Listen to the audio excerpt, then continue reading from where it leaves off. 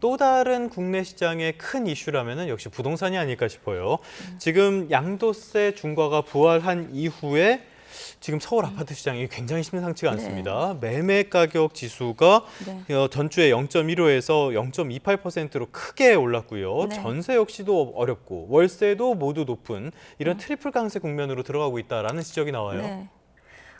일단은 이제 5년 만에 우리가 최고 수급난이다라고 얘기를 해요. 다시 보면은 아파트 매매 수급 지수라는 지표가 있는데요. 그거를 보면은 이게 이제 매매 수급 지수가 108.3, 전세 수급 지수가 113.7, 그러니까 월세 수급 지수가 109.7. 그러니까 다시 얘기하면 매매 수급 지수보다 전세와 월세가 훨씬 더 높은 그런 상황을 보여주거든요. 이거는 뭐냐면은 수요가 공급보다 많다는 뜻입니다. 다시 말하면은 물량을 구하기가 굉장히 힘든 상황이라는 뜻이죠. 이게 이제 왜 이렇게 됐냐라고 우리가 배경을 한번 살펴보면은 첫 번째가 다주택자 우리 양도세 중과 유예가 종료됐잖아요.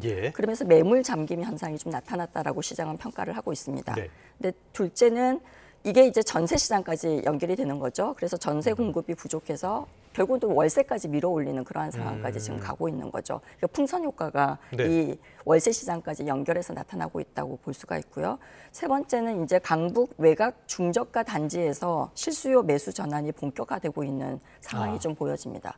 왜냐하면 이제 여기가 다 묶여 있다 보니까 이제 중저가를 찾아가지고 이제 그러니까 경기도 일대로 수요가 이동하고 있다는 그러한 데이터가 좀 보여지고 있어요. 그래서 경기 아파트값 누적을 보면 1.72% 상승을 했고요. 용인 수지 같은 경우는 7.55%, 안양 동안은 7% 이상.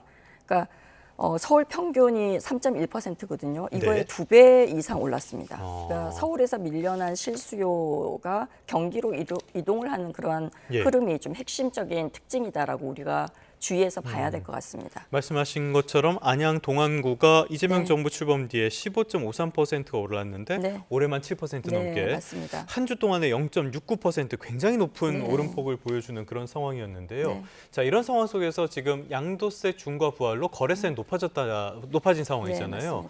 그런데 지방선거 끝나고 지금 보유세도 높이려는 그런 움직임들이 있습니다. 이거 우리가 경험해봤던 일이잖아요. 양도세 높이고 보유세 높였더니 매물 묶이고 가격이 폭등하더라. 이번에는 다를까요?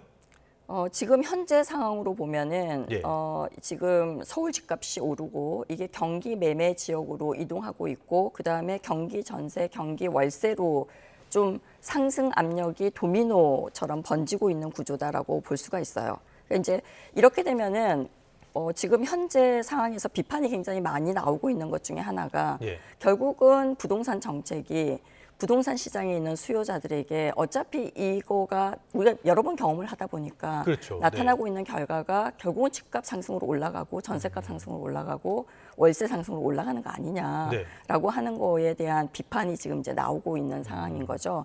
그러니까 어떻게 보면은 정책 의도와 시장 그 반응이 어긋난 사례인데 이게 이번만 처음이 아니라는 거죠.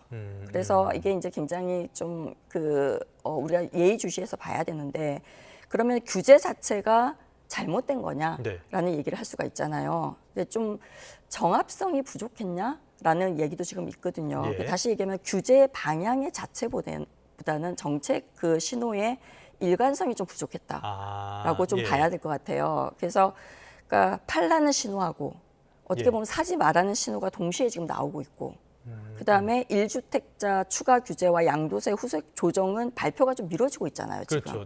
그러면서 시장이 눈치를 좀 보는 관망 장세로 전환이 된 겁니다. 자, 그렇게 되니까 정책 자체보다는 룰의 명확성과 타이밍이 사실은 부동산 시장 안정의 핵심 변수라는 과거에 우리가 경험했던 얘기를 또 해야 되는 상황이 발생을 한 거라고 볼 수가 있을 것 같습니다.